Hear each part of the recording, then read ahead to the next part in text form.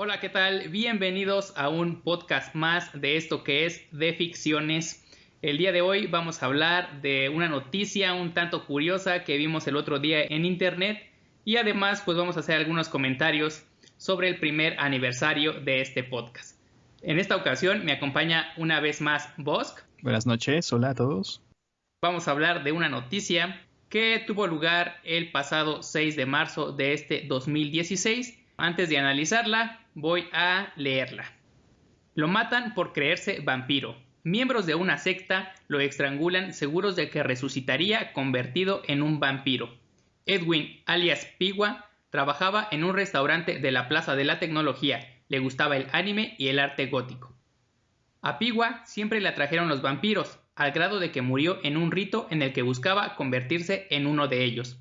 Edwin Miguel Juárez Palma tenía 24 años, murió estrangulado tras recibir decenas de golpes con una botella de vidrio, mientras sus victimarios seguían paso a paso un antiguo ritual satánico tomado de un libro. Según ellos, Pigua resucitaría transformado en un ser inmortal. Sus amigos lo recuerdan como un joven sociable, aunque su aspecto era más bien de alguien introvertido. Trabajaba en un restaurante de la Plaza de la Tecnología, donde convivía diariamente con adolescentes que compartían sus gustos por el anime, los vampiros, el arte gótico, el pelo de colores, los videojuegos y las perforaciones corporales. Edwin pretendía formar parte del culto llamado los hijos de Baphomet, una deidad que se dice adoraban los caballeros templarios hace unos 900 años. Y bueno, la noticia continúa relatando cómo sucedió pues este ritual y cómo terminaron matando a este joven. Lo que a nosotros nos interesa hablar es cómo está manejado todo el lenguaje para hacer evidencia específica de que este chico pues era fan del anime, de los videojuegos, de lo gótico, de cosas que siguen siendo un tabú para la sociedad, como aquí lo menciona, perforaciones, pelos de colores, cosas que tan solo por la apariencia o los gustos o el tipo de amigos que generas por tener estas aficiones pues son satanizados por la sociedad. Sí, sobre todo me encanta cómo en el primer pie de página inmediatamente lo señalan como es fanático del anime y el arte gótico. Y después como que enumera lo que es lo más tenebroso sobre este tipo de personas, que le gustan los videojuegos, que le gustan los vampiros y el anime. Y sobre todo al principio el anime. Esta noticia nos pareció, bueno, además de lamentar la pérdida de una persona, nos parece jocoso el modo en que la redactaron. Sobre todo porque nos trae a la mente lo que pasaba a principios de los 2000, finales de la década de los 90, con este boom del anime que se dio más o menos en nuestro país. Y después, poco después fue como que visto como algo malvado. Se satanizaron que Pokémon era el diablo, que Dragon Ball estaba muy violento y que había ciertos mensajes subliminales en lo que pasaba en la televisión abierta. Y sí, muchas de los estigmas que a nosotros nos tocó de niños. Yo sobre todo recuerdo el hecho de Dragon Ball, que sí, ¿no? Las mamás, incluso en la escuela, algunos profesores decían, no dejen a sus hijos verlo porque es muy violento, se golpean, se atacan e incita a la violencia, que es lo mismo que están sufriendo actualmente los videojuegos, sobre todo los de shooters, ¿no? Donde todo es disparar, matar, asesinatos, y que finalmente, según la creencia de la sociedad, a la que no le gustan este tipo de cosas y que por eso mismo no se da el tiempo para investigar y saber realmente de qué se trata, pues terminan satanizándolas como algo malo, como algo que va a influenciar negativamente en los niños, en los adolescentes, cuando que no precisamente es así. No sé si ustedes recuerden un capítulo de Malcolm el de en medio, donde pues están Malcolm, Reese y Dewey jugando un videojuego muy violento de ninjas, así de asesinatos, pero tratándose muy amablemente. Y después llega su mamá, Lois, y les dice, dejan de ver eso, es muy violento. Y les pone un programa más para niños, más según educativo, y ahí se empiezan a tratar pues violentamente, muy grosero entre ellos. Así que es un pequeño ejemplo de manera muy cómica el hecho de que no precisamente el que sea violento va a hacer que el niño sea violento, aunque así se haya querido creer y se haya estigmatizado a partir de los medios de comunicación. Sí, igual estas mismas personas seguramente fueron las que llevaron a sus hijos a ver Deadpool, que aunque en nuestro país la venden como B15, obviamente no está dirigida a los niños que entran a esa sala de cine. Otro de los estigmas, además de lo violento, ha sido pues lo satánico. En este caso Pokémon. Ya en el podcast con Ragnarok discutimos algunas cosas que se habían suscitado sobre Pokémon. Y bueno, era que eran del diablo, que todos eran alusiones a algo satánico, a algún demonio. Pero bueno, cuando vemos el nombre que se le da a estos animalitos, pues siempre está asociado con alguna característica física o es alguna mezcla de otros animales, y la mayoría de la versión que nos llegó aquí a México pues vienen del inglés, de mezcla de palabras en inglés que realmente no tienen nada de satánico cuando los analizamos, digamos, etimológicamente. Creo que los que tienen un aspecto más satánico, sobre todo en el nombre, también son los Digimon. Esos tienen como que un poco más de profundidad en sus nombres y muchos de ellos son censurados del japonés directamente. El tercer elemento que siempre ha sido atacado y tal vez de manera más radical por los padres y la gente pues más conservadora es el elemento sexual. La que siempre se cita en este tipo de temas es Ranma y medio. El hecho de que un chico se convirtiera en mujer cuando se mojaba y que esto iba a confundir a los niños, que la homosexualidad y que no sé qué.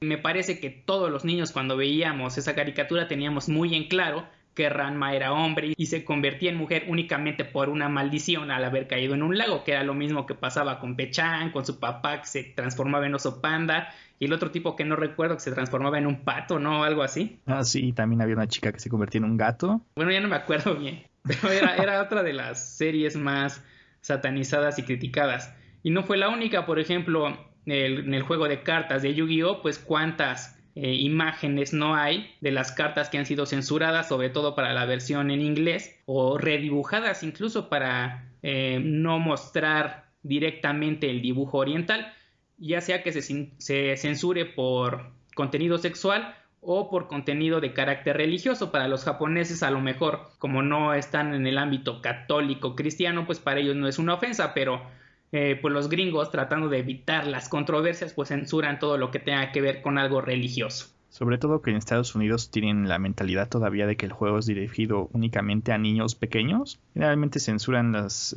cruces, las cambian por otras cosas y varias imágenes demoníacas o consideradas muy violentas se redibujan completamente.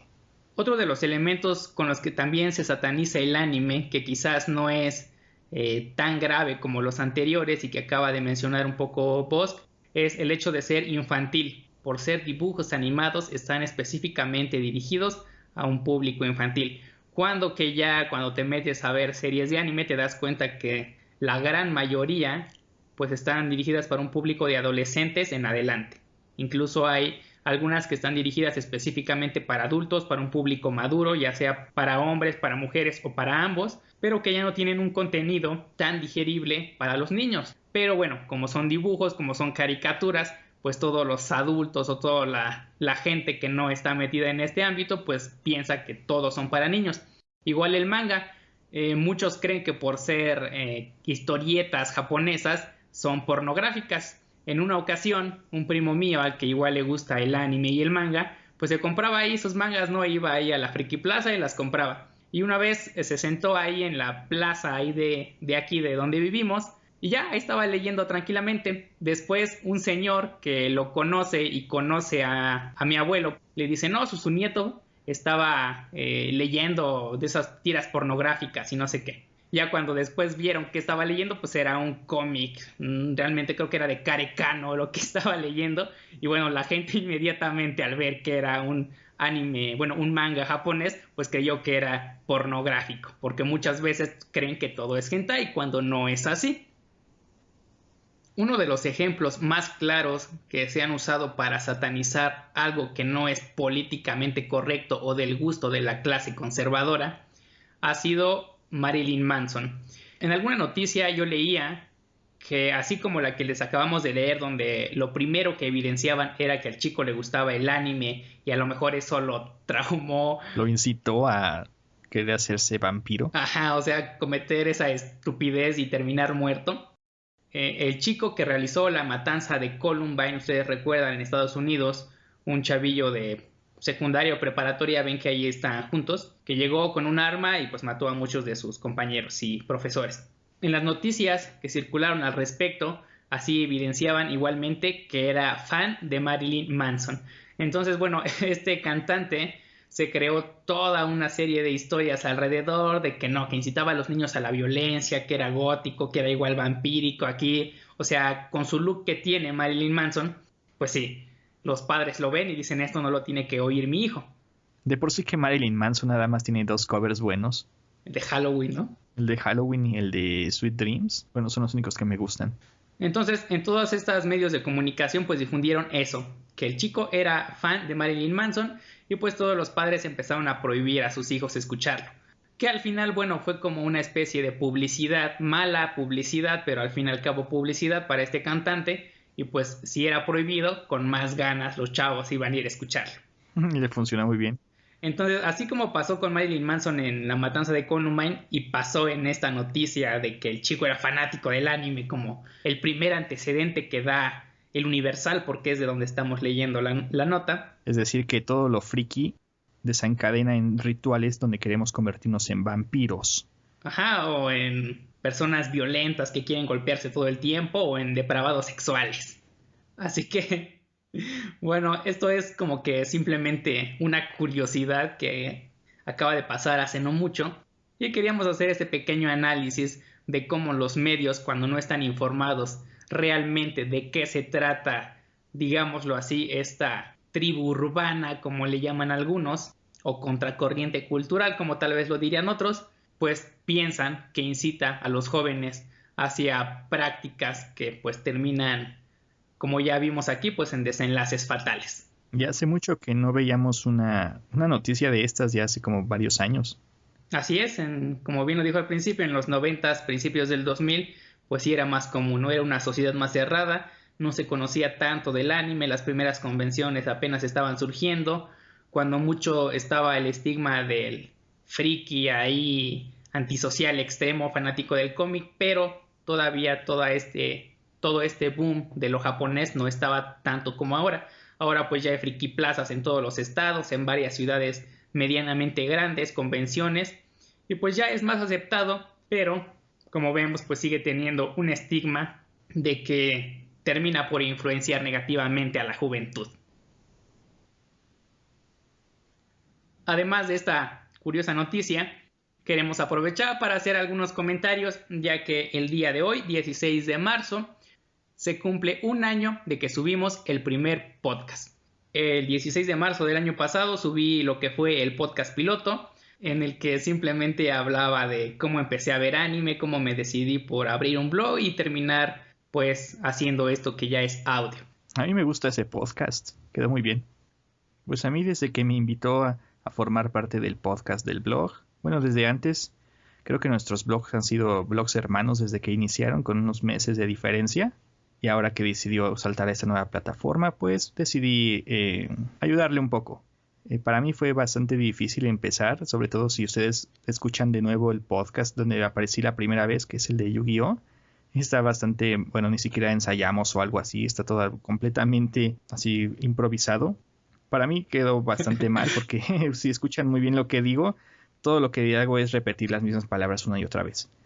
Y conforme hemos ido experimentando, ganando experiencia, creo que esta es la cuarta vez que ya aparezco. Igual Speedy ha tenido otros invitados que también han compartido este espacio. Y solo me queda agradecer por el permitirme participar en su proyecto. Pues bueno, a mí también me queda agradecerle que deseara ayudarme en esto. Y así que al principio, pues sí, entre que no teníamos la experiencia, que nunca habíamos hablado, que es muy distinto el solo escribir y publicar para un público que pueden ser decenas, cientos o miles de personas, a hablar y ya exponer nuestra voz. Y al principio, pues sí, en esos primeros podcasts estábamos más trabados de lo que nos trabamos ahorita, porque todavía no dominamos esto. Y sobre todo, sí, recuerdo que teníamos muchas muletillas. Demasiadas. Y eso que borré muchísimas más en edición, porque eran fácilmente el doble o el triple de muletillas de lo que había. Y eso que no pueden vernos porque si no hubieran visto nuestras múltiples poses de manos impresionantes, cada vez que hablábamos hacíamos una figura o así un sello mágico. Y sí, también, bueno, ha ido mejorando un poco la calidad en cuanto a el micrófono. El primer micrófono que usé fue de esos micrófonos de escritorio que se conectan con la entrada esa de 3.5 como los audífonos. Y bueno, si escuchan mi voz, se escucha muy distinta a como es realmente o a como se escucha ya con los otros micrófonos. Después saltamos ya a un micrófono de condensador cardioide, ya un poquito más profesional, pero que tenía ciertas restricciones, sobre todo cuando había más de una o más de 2 personas participando en el podcast. Y bueno, actualmente ese micrófono lo tiene Bosk y bueno, es con el que ya graba para que no hable directamente hacia su computadora. Si se dan cuenta, el podcast de Jurassic Park lo grabamos desde el micrófono de mi laptop y la calidad es bastante mala. Así es. Y bueno, ya después compré el micrófono que usan todos los podcasters y youtubers, que es el Blue Yeti. Y bueno, pues ese ya da mucha más calidad, permite hacer entrevistas 1 a 1 o con un grupo más grande de personas. Y bueno, eso ya da la facilidad. Aunque lamentablemente la mayoría de podcasts que he grabado desde que lo tengo han sido por Skype. También algo de lo que fue un poco difícil al principio era quitarse ese nerviosismo de que ahora van a oír mi voz, no solo van a leer lo que escribo. Y sin duda pues sí, fue un poco de, pues no digamos miedo, pero sí un poco de indecisión de entre que sí lanzo el podcast o no. Yo cuando decidí iniciar un podcast fue aproximadamente en mayo, tenía yo ya la idea en mayo de 2014. Por ahí de agosto de 2014 le mandé un correo a Félix de la Biblioteca de Trantor, que es un podcast sobre ciencia ficción y fantasía, el podcast más grande en español, preguntándole pues cómo inicié un podcast. Y bueno, él ya me recomendó ahí un libro de otro podcaster, Emilcar, y bueno, me respondió muy amablemente y me dio algunos consejos básicos para iniciar. Esto fue en agosto de 2014 y pues pasaron como 6 meses antes de que saliera a la luz. Al principio hice algunas pruebas con el micrófono de la laptop también, con algunos micrófonos de solapa, de esos todos chafas, con algunas grabadoras para grabar conferencias o así, pero igual sonido pésimo. Hasta que dije, bueno, vamos a iniciar, vamos a comprar ese micrófono horrible que compré en Steren, con el que se grabó el primer podcast y también me parece que el de Ergo Proxy también lo grabé ahí. Sí, es de la misma época. Fueron los 2 o 3 primeros los que se grabaron con ese micrófono barato. Ya después investigando más, pues vi eso de los micrófonos cardioides de USB y pues ya fue que adquirí el primero y posteriormente ya el oficial, por decirlo de alguna forma. Y también, bueno, hemos experimentado también otras plataformas. Ustedes si han seguido de cerca nuestros lanzamientos, podemos llamarlos así. Tenemos, por ejemplo, las Friki Charlas que nadie me comentó que las estaban grabando, pero pues ahí están en YouTube por si gustan darle un vistazo. Están un poco más naturales, un poco más fluidas. Y tenemos también el Let's Play que hicimos de Crash Bandicoot 2, que bueno, desde el punto de vista videojueguil es una basura en cuanto a técnica de jugarlo, pero también es un poco más interesante que simplemente escuchar nuestras voces. Así es, pues hemos tratado de integrarnos a este multiplataformismo. Empezamos durante muchos años, aproximadamente 7, blogueando únicamente desde la vieja plataforma de Space y bueno, posteriormente el salto al podcast que ya cumple hoy 1 año y pues inevitablemente tratar de probar suerte ahí en YouTube, aunque no es como que la principal aspiración, es únicamente un pasatiempo, digámoslo así.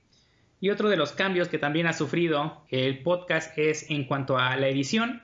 Al principio pues yo no sabía nada de edición de audio, ahí trataba medio aprender de manera autodidacta el uso de Audacity, que es con el que edito, y pues no sabía realmente si ponerle música de fondo o no. Y como pueden escuchar, el primero solo es mi voz con algunos ruiditos ahí. También me daba miedo eso del copyright, de poner una canción completa. Ahorita ya como que nos vale y ahí va todo el soundtrack. No debería, pero sí. Ya en el futuro trataremos de poner música sin derechos de autor. O derechos libres. No sabemos realmente cuántos programas más podremos seguir haciendo. La idea es seguir un podcast por mes. En el futuro tal vez futuras obligaciones laborales nos limiten a hacer eso, pero trataremos de seguir sacando este podcast.